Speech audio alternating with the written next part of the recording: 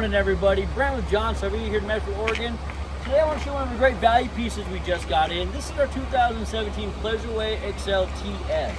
This is on the Ford chassis, 5.4 liter V8. Actually, for an 07, it's in amazing condition. Like, I haven't seen an 07 that looks like this in a long time. Right around 54,000 total miles on it at a fantastic price.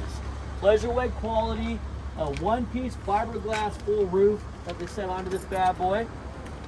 Great exterior storage, onboard generator, nice awning on board, and then they have all the windows that are tinted and open up awning style, so they kind of kick outward, so any kind of rain is going to kind of just beat off for you. I want to show you how clean this thing really is. Again, 2007. When you walk in, you get the nice reupholstered captain's chairs. They're in fantastic shape and very comfortable, as well as the whole cab area. You do have a backup camera on board that shows that Sony digital display.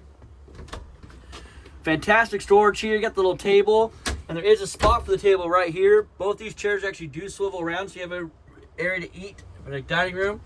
Microwave, nice big bathroom. Solid surface countertops, only 39 hours on the generator.